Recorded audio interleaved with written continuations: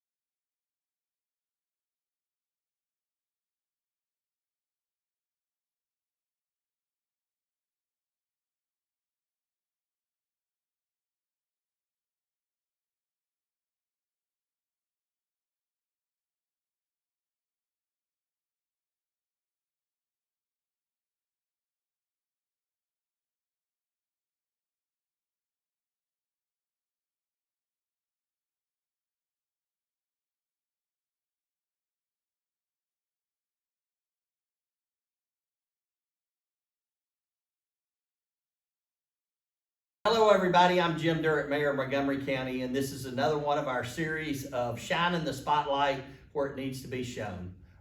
Today, I'm interviewing Director of Juvenile Court, Yes, Miss sir. Danette Thigpen Woodcock. Danette, welcome. Very good. Well, thank you for having me, Mayor Durrett. You're welcome. It's a pleasure. And again, this series is really about shining the spotlight where it needs to be shown. So many times, the mayor's office gets a lot of the credit. Sometimes we get a whole lot of the blame too, and that's okay. But really the things that make Montgomery County so special are the people that work behind the scenes. And so, Danette, your job is one that a lot of people in the public don't ever interact with, but a lot of people come through it. But before we get into that, let's find out a little bit about Danette herself. Oh, that's So, scary. Let's just tell us about Danette. Okay, Where are you from? All of that good stuff. all that good stuff. I am 62, and I have 5 children and 5 grandchildren, a wonderful son-in-law, 3 daughter-in-laws, and moved here about 28 years ago with Quebecor Printing, and always had this calling that I wanted to do something with kids. Didn't quite know what that was, so I was about halfway through my college degree, and I went back to Austin Peay when I moved here, got my bachelor's degree in social work, went back to get my master's degree at Austin Peay also, and went to work for the Department of Children's Services, was the first court liaison to the court, and that's how I got to know the courthouse staff and the judges and things. So one of my girlfriend and I talk about this frequently, one of my best friend's kids had a little bump in the road. And so when she went up to court to get some help for her daughter, Mr. Ross happened to be the past director of juvenile court, happened to be up there and said, "Hey, what's Danette doing these days? We have a job opening." And I went and applied, and it was the best thing that ever happened to me. Wow. So where are you from originally? California. No kidding. What part? In Anaheim, near Yeah. Disneyland. Yeah. And I worked for Disney for years. My mom So worked there. Quebecor brought you from California to My Castleton? husband. Your husband? My did. husband. Mhm. Awesome. And so worked for Disney, and people often say, how did you get from the private sector of Disney Yeah. to juvenile court? I probably could go on for hours about the similarities because it's about people. Yeah. So I had about 100 staff at Disneyland, and it's about people. Yeah. And the same with court, even though what I love about juvenile court is, for me, the boundaries up there, we have to follow the law. But having, most of my staff are social workers. Right. So in juvenile court, it is about rehabilitation. It's about helping these kids learn, have the proper tools in our county. Yeah. And so it is, my team gets to be creative. Thanks for allowing us always to kind of think outside the box, but I love helping families up there. And Yeah, so, I know you do. Yeah, I know I you do. do. So 28 years ago, What, no, you've been here 28 years, 28 right? years. So 28 years ago, moving from California to Tennessee. Brought me in fighting and screaming. I'm not going. Well, you know, in 28 years ago, things were a whole lot different than they are today, but I bet it still was a cultural shock to you, wasn't it? Yes and no.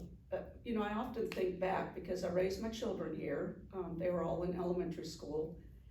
And people often say, you know, California sometimes gets a little bad rap. Yeah. Very similar growing up here. My parents still had the same house all these years. My mom still lives there, over 60 years. I grew up with the same friends like you do in Montgomery County. There are more people, more concrete.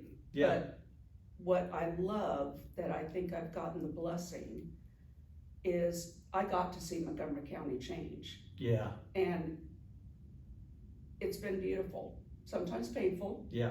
You would be the one to really tell us that. But I got to see that. I got to be a part of it. I love that it's still a very homing small town community. Yeah. But growth is good. Yeah. It's happening around us all the time. And the beautiful thing about juvenile court is we have been able to continually educate ourselves and go with the growth. Yeah. So, Danette, you came here 28 years ago, went to Austin Peay. When did you start with the county? 21 years ago. 21 years ago, 21 you started years with ago. Montgomery County. Yes, and sir. you were just, Larry Ross was the director Was then? the director. Yeah. And Mhm. were you just a caseworker, social worker? Yeah, I called a youth service officer, probation officer. Youth service officer. And I have a unique department because the 4 juvenile court judges and general session judges are under my budget. Yeah. So people have often wondered about that unique relationship that we have with them. Their hardest days in court, they have all 4 told me, is juvenile court. Yeah. And what my staff does is we see the children before they go to court. And we interview them, we put resources in their home if they need that, we make sure that they have an attorney, we make sure that we go over all their rights, and because in the end, we want the least restrictive for them. Right. We want them to Right. leave without a record. So you know, it's such a unique department with the judges being under my budget, and It really is, and I want to talk about that in just a second, but you became director when? 5 years ago. 5 years ago. Okay, so now let me go into the question of Okay. what you were talking about, the uniqueness. And it really is, and to be honest, when I became mayor, I didn't really have a really good grasp of county employees and the judicial part, and you know, it just goes back to there's the 3 branches of government. You know, there's the executive, the legislative, and the judicial. But you actually support and work with somebody every day that's not a county employee, Right, that's not your boss, right. but they're kind of dictating what y'all are doing in a sense. And I don't say that in a bad way, No. because I think y'all have a very, very good relationship, but that has to be tough. And be careful here now. It is tough some days. For the most part, it's not.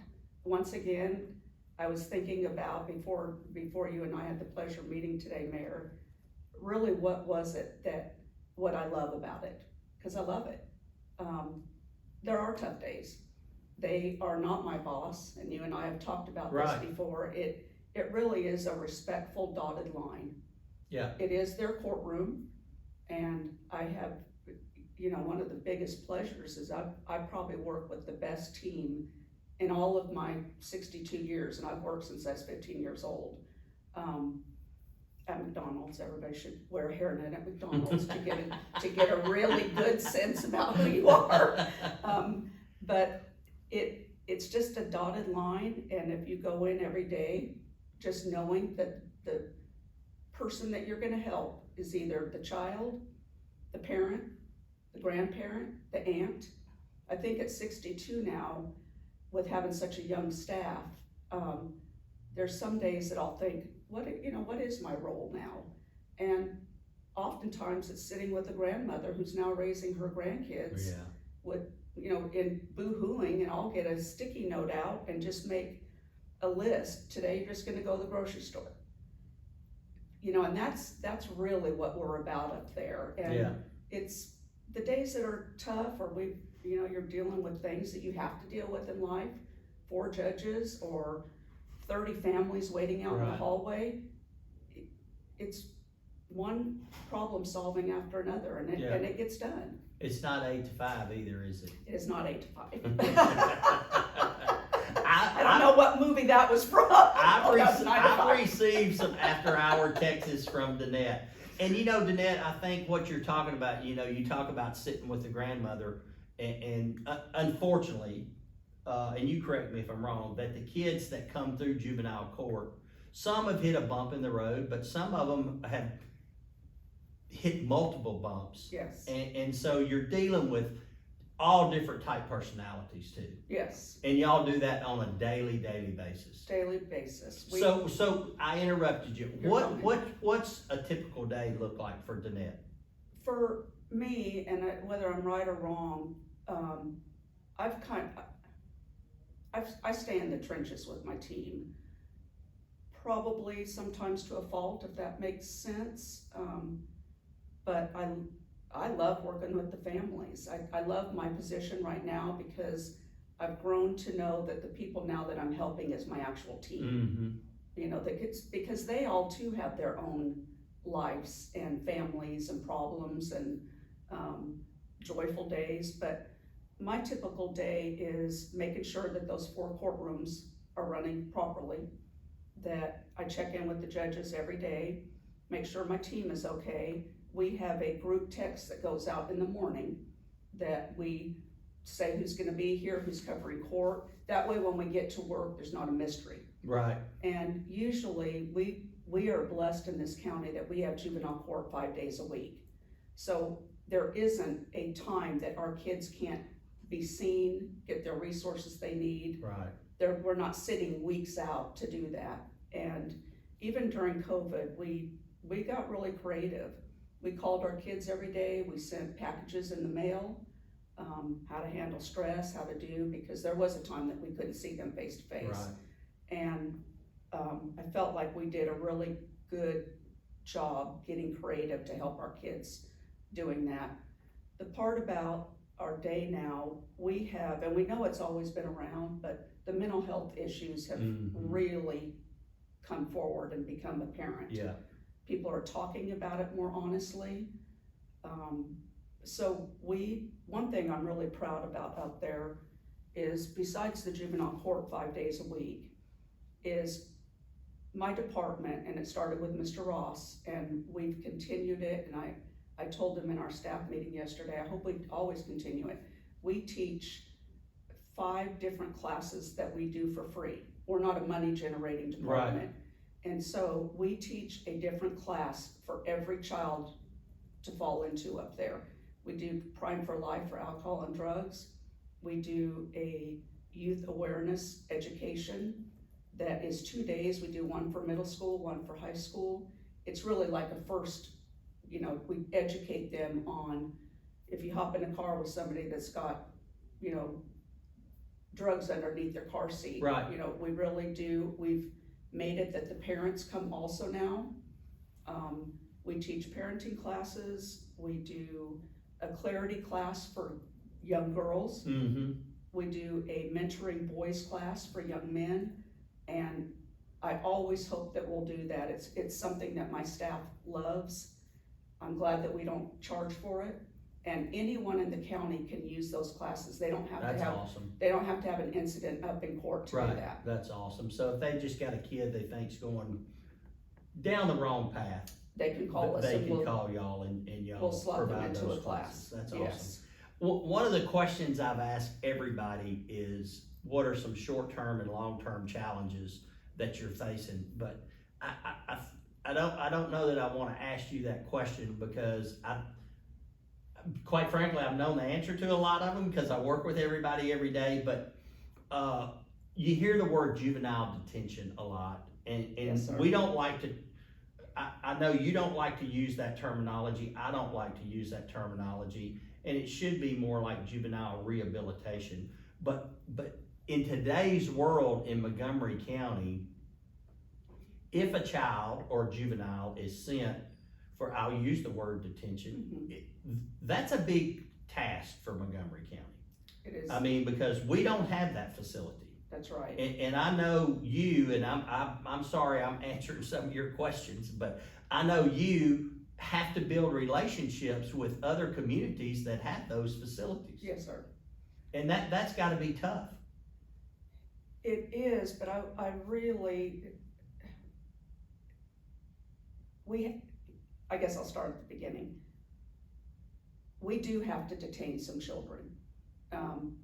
And one of the things that I try to educate people is when I hear something like, well, all of our kids, you know, they're bad, they are not. We have a very small percentage of young people that have made some pretty poor decisions, got themselves in situations that they have serious felony charges, that they do need to be detained. It's part of the law. It's what the law tells a judge and guides them to do. It keeps our community safe. We do not just pick up kids. We don't detain for long periods of time. We get them the help that they need. So there is a small percentage of young people that do need to be detained. And so I've worked hard to get, or my team has worked hard, not me, to get 7 different contracts with different counties.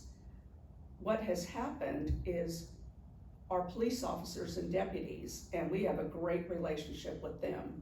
They often tell us, you know, they ask us to help them with kids that they don't want to charge. Right. And so they have to, when a judge detains a child, they have to drive them at least 2 to 3 hours away to these different counties to do. And so then and it's up to $175 a night that we're paying the other counties.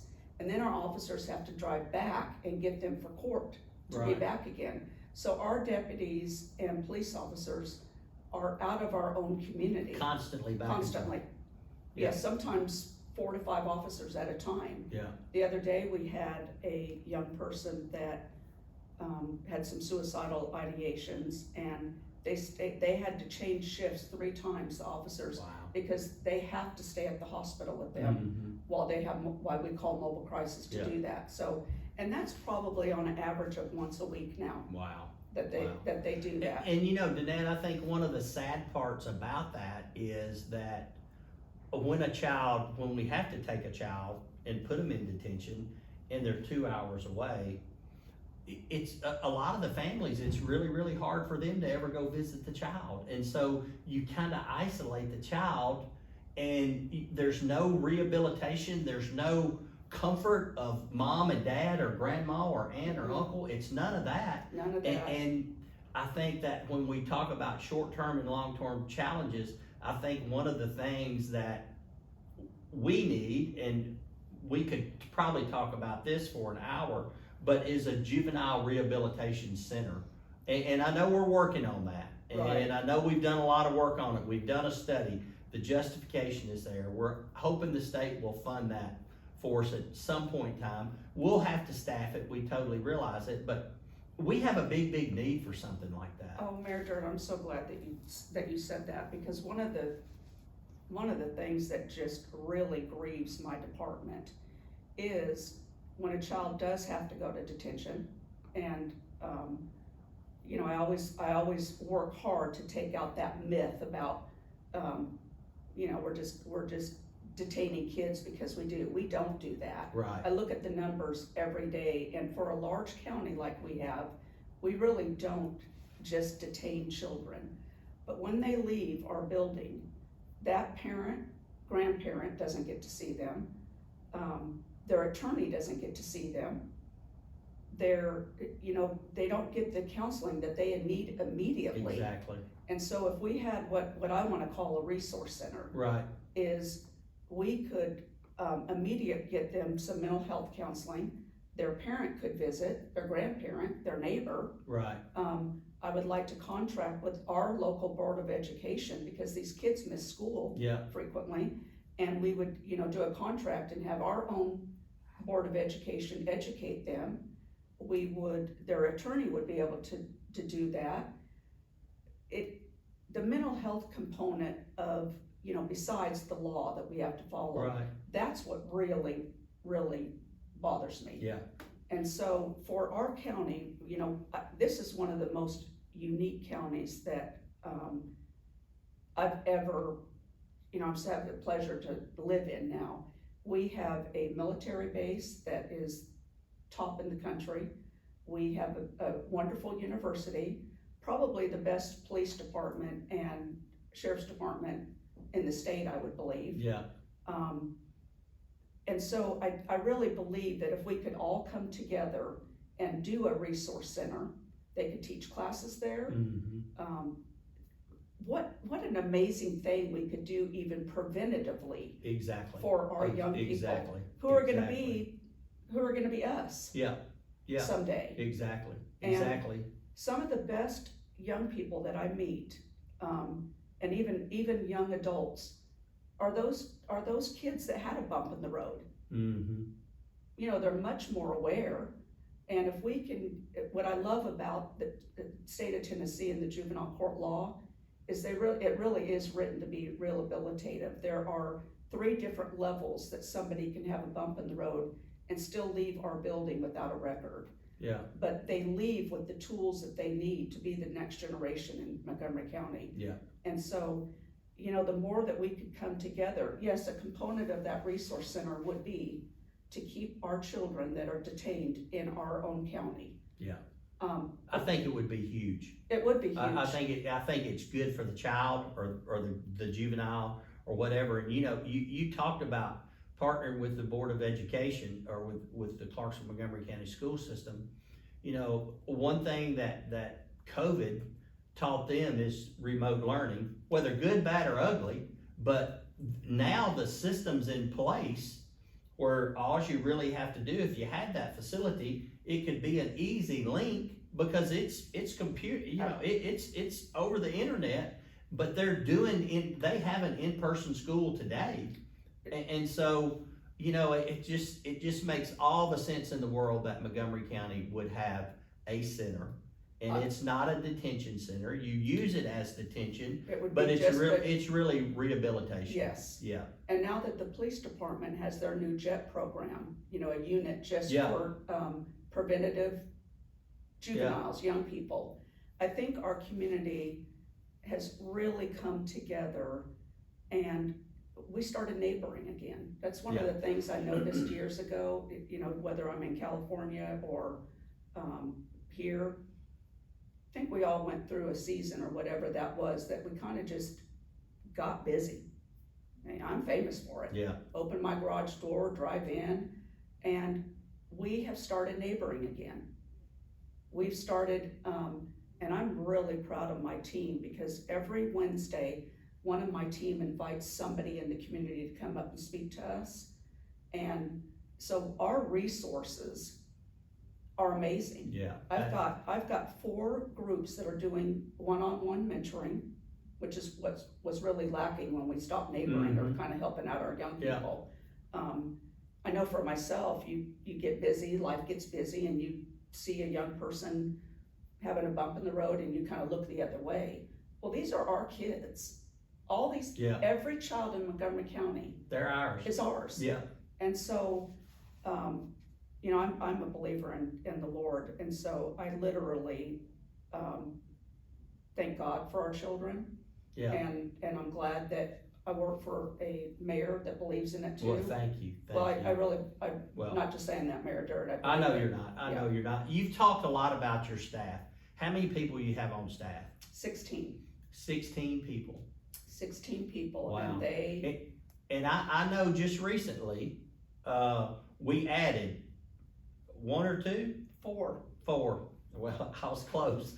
Never in the history, especially But when we have you coming to us and talking about the caseload that your staff has, and knowing that somebody can't do their job based on the caseload that these people were working under, they can't do it the way they want to do it, the way we believe that it needs to be done. Right. Like bringing people in from the outside, meeting with the grandmother and writing down, hey, this is what you need to do today. You know, if it's just this process that everybody's going through, we're not doing our kids any good at all. That's exactly right. And that's what started happening. And I'm so proud of you all listening. Our commissioners listened. Yeah. They saw the need. When going back to what our day looks like up there, Mayor Durrett, we really don't know. We know court will go on. Right. And we've got the coverage always to do that. We really don't know. We usually see about 30 children a day. One could take 15 minutes and another could take an hour. Yeah. And because even when you meet with a child that say has just an unruly charge, maybe they skip school, you could go in for a counseling session or an interview and so much is unfolded. You know, an example is one day I met with this mom who just really, everybody thought she was just always mad and mean and rude. Well, I got in there with her, and when you heard their story, you can see why she was that way. Yeah. And it takes time to build trust. Yeah. And, you know, they had just she had lost her husband. No money was coming in. She didn't have the energy to go figure out who's gonna pay for her electric. And this was back last year before Thanksgiving. Had no money to get anything. And within about 30 minutes, one of my mentoring groups called. They brought over huge boxes. Wow. Food within 30 minutes. Food, clothes, it just is a reminder, like even in tragedy, something good can come out of if we had the time. And you are right, we were starting to not have the time to do what we're good at. Right. So with these 4 new people, what do you tell somebody that you're about to hire? What's good about coming to work for juvenile court? Gosh, I thought about that all last night, just thinking about this too. Between that and the thunderstorm warnings? For tornado and doing. I think it's a calling, first of all. Yeah. When I do my interviews, it's probably different than other people might do an interview, and I'm not saying that's right or wrong. I really do about an hour-long conversation because I want to hear them, how they problem solve. I give them some different scenarios that we go through every day. Yeah. I want to hear how they problem solve, hear their speaking. It is a calling, and I make them aware that it's not for everybody. It isn't for everybody. It was for me. It is for the other 15 people up there right now. I can see their passion. I have the ability, if one person likes to teach class and another person doesn't, but I'm not going to have them teach class because it's not going to be what they do, but they certainly love to put together SOPs and call our resources and check on a family. But for me, working as a public servant, I did it at Disneyland because I'm still helping my team so that they have the energy to come in and do a job. And so the working for the county, and I mean this with all my heart, it's got great benefits.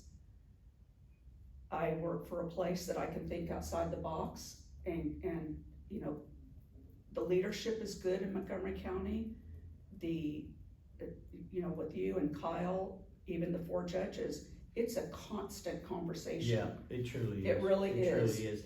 And so really, and I think you hit the nail on the head, and I don't say this to be, to talk bad about any other job, because there's a lot of jobs that are like what y'all do, but it truly is a calling.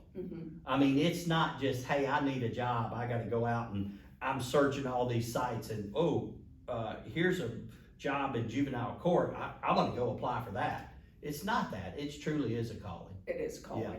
So tell me this, so 28 years ago, drug you from California. When I say drug, I know you didn't, I'm just kidding. But 28 years ago, you came to Clarksville, Montgomery County, went to Austin P, a bachelor's and a master's, which I think is awesome. Thank you. So if you left here and bumped into somebody outside and started talking to them, you found out they were gonna move here, or thinking about moving here, what would you tell them? Why should they move to Montgomery County? Well, I just had that happen, truly.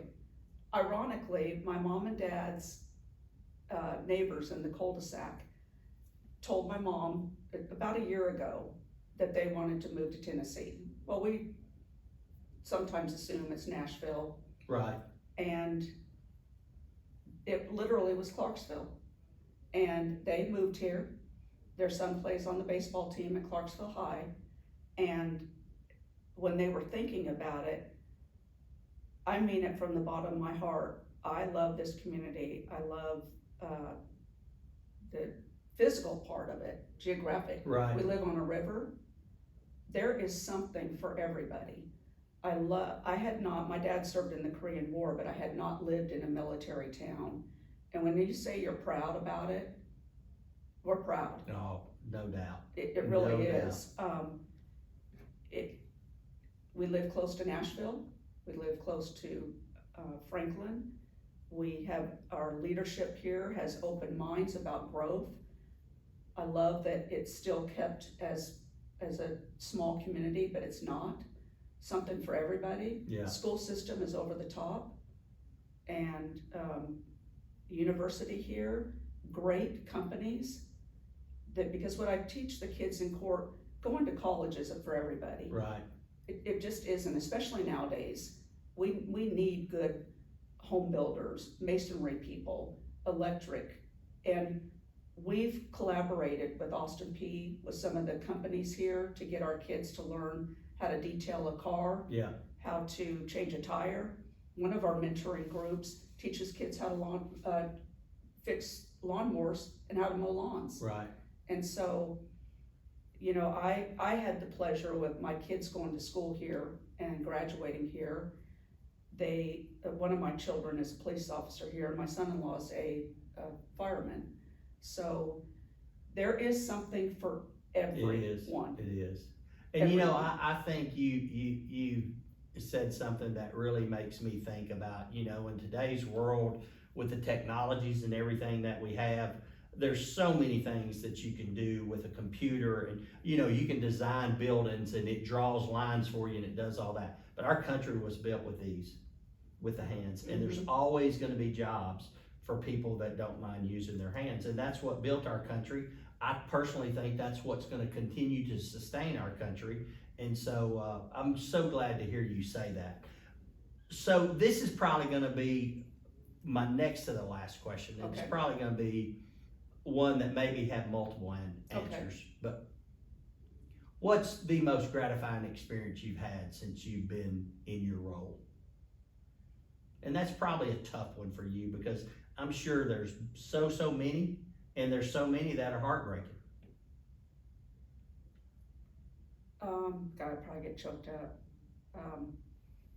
Probably one is when a child comes to see you years later, or you run into